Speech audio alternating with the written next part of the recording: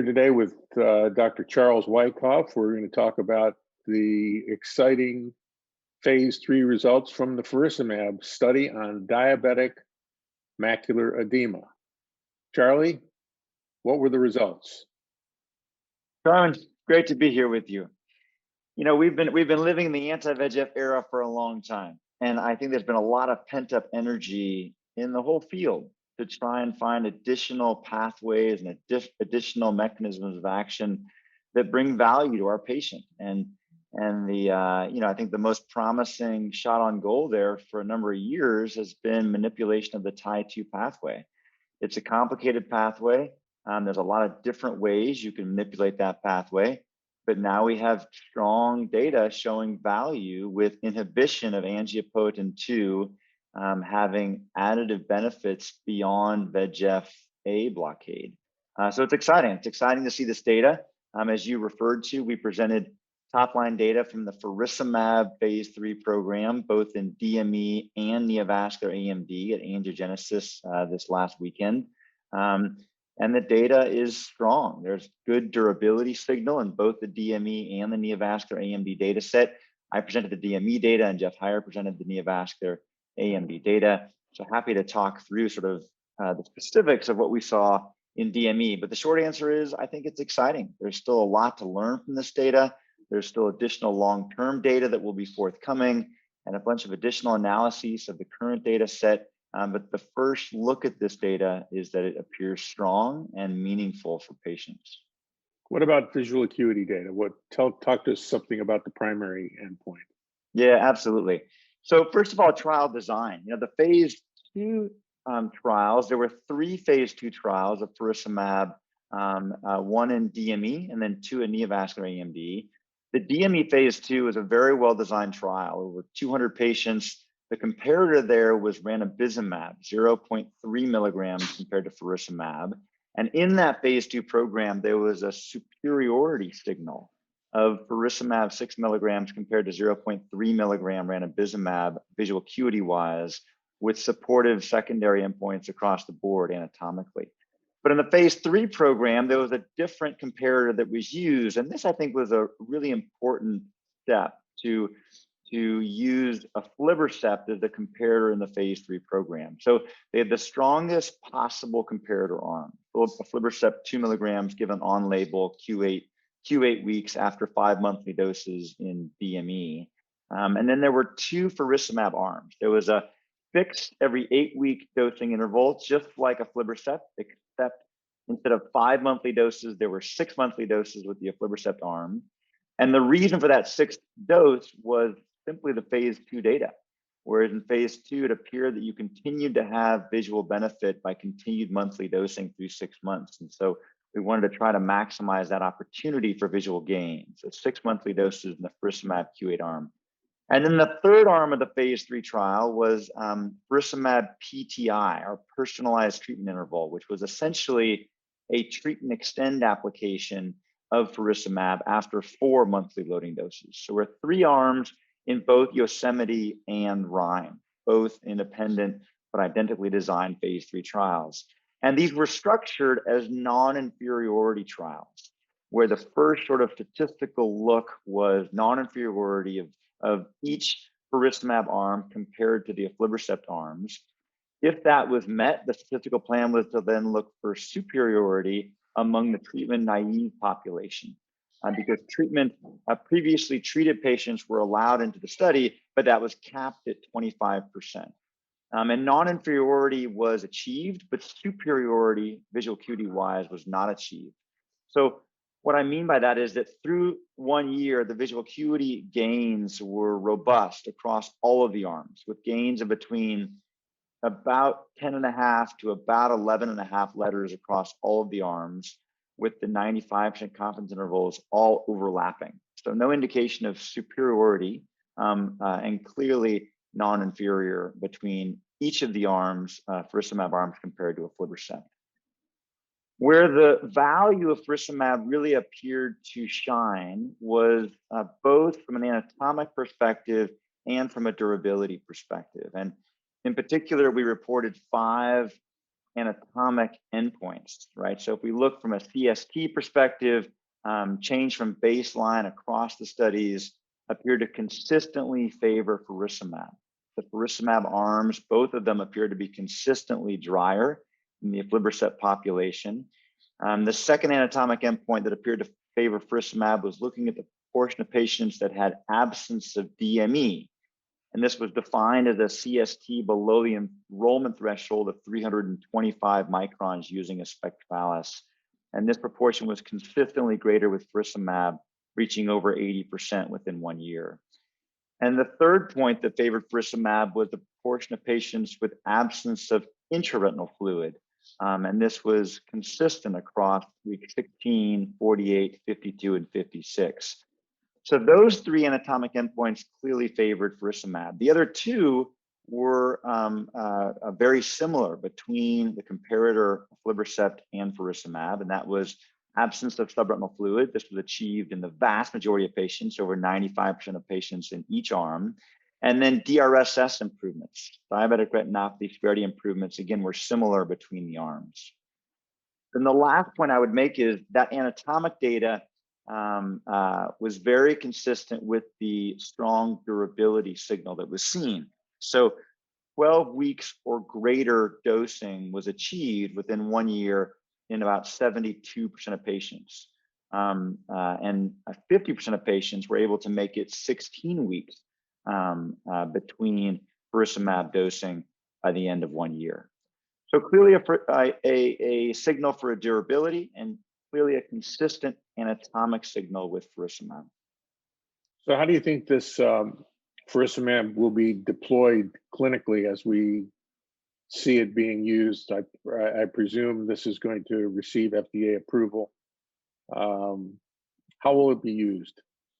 Yeah, it's a good question. And you bring up a good point, right? It's not yet FDA approved. It's not yet commercially available. I'm not involved in that process, but the company, the sponsor has said publicly, Roche Genentech, that they are planning to file with regulatory agencies, both in the US and ex-US, by the end of the second quarter 2021, which seemed remarkably fast, very impressive timeline, given that this data has just been publicly released, here in the second week of February.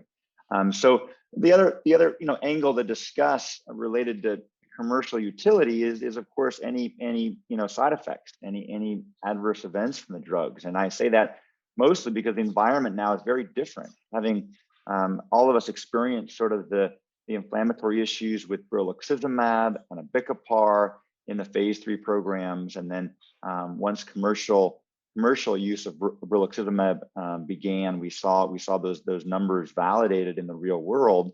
And so the use of brilaroxazimab has not been nearly what we all anticipated because of the safety signal. So when we look at the safety signals of faricimab, and we've tried to look at those extremely carefully, just given the real sensitivity and the genuine need to understand these safety signals in detail, we noted that the overall rates of intraocular inflammation and endophthalmitis were low across both programs, the neovascular AMD and the DME program.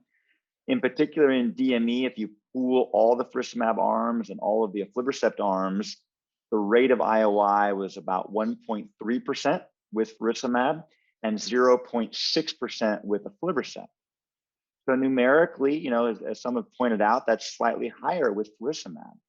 But the interesting observation is that I think all of these rates are low, and below the USPI, the package insert for both aflibercept and ranibizumab in both DME and neovascular AMD. Furthermore, there were no retinal vasculitis cases. There were no occlusive retinitis cases. There was nothing of concern that I saw from a safety signal here. But the good thing related to especially safety and longer term efficacy is that we have second year data from both of these phase 3 programs, DME and neovascular AMD, as well as long-term extension studies. So the sponsor, Roche Genentech, here did a beautiful job of establishing long-term data opportunities early in this clinical trial program. So ultimately, we'll have 4-year data from both DME and neovascular AMD because of the long-term extension studies that are already set up. Talk a little bit more about the durability data. Could you refresh our viewers about that?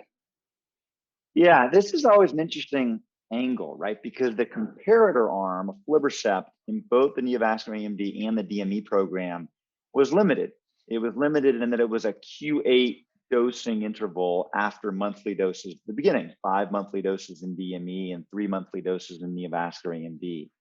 And the reason for that comparator arm is very clear, right? The reason is that you, from a regulatory perspective, you have to have an on-label dosing arm to be able to get a clear indication for a new product. And that's why you have consistent aflibercept dosing throughout these trial programs. And you don't allow the faricimab arm, or excuse me, you don't allow the aflibercept arms to extend the interval beyond Q8. And so there's always a little bit of a limitation because now you have the comparator for faricimab, the new product that has one arm in DME, which allows a personalized treatment interval where you can go longer than every 8-week dosing, and you can actually go shorter than every 8-week dosing. In particular, we allowed patients to get individualized therapy based on their anatomic and visual need. So for example, in the PTI arm, they got 4 monthly doses. And then if their CST was less than 325 microns, they extended the interval over time out to 12 and then every 16 weeks. Whereas if they did not achieve a 325 micron retina or thinner, they maintained monthly dosing actually through the end of 1 year, which was about 7% of patients maintained monthly dosing. But then, right, 93% of patients did not need monthly dosing.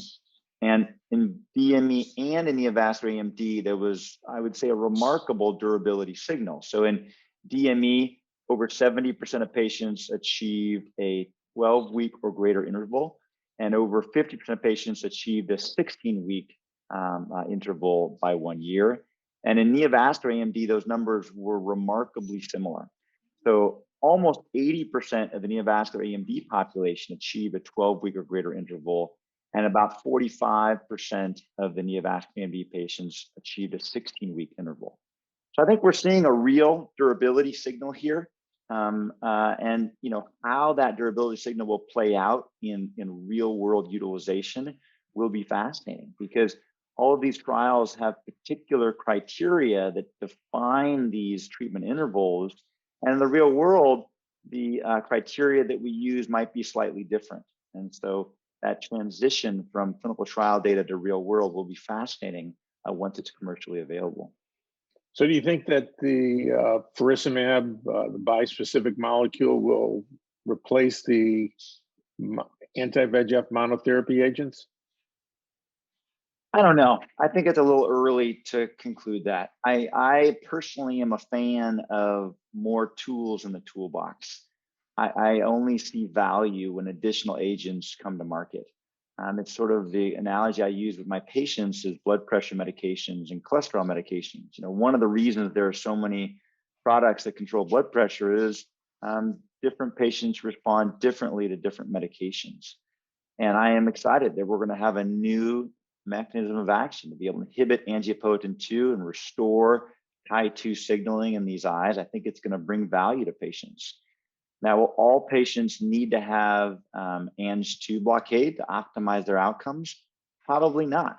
But I think we don't know the definitive answer to that. I look forward to additional long-term data, additional secondary and post-hoc analyses of these data to really try to understand who are the patients, what are the particular anatomic characteristics that lend themselves to better outcomes with Ang2 blockade compared to VEGF-A blockade monotherapy. Will faricimab be studied in non-proliferative diabetic retinopathy without CME? I certainly hope so. And my prediction is yes. I think that's going to be a very important population to study, right? You know, they think the mechanism of action of Ang2 blockade is multifactorial.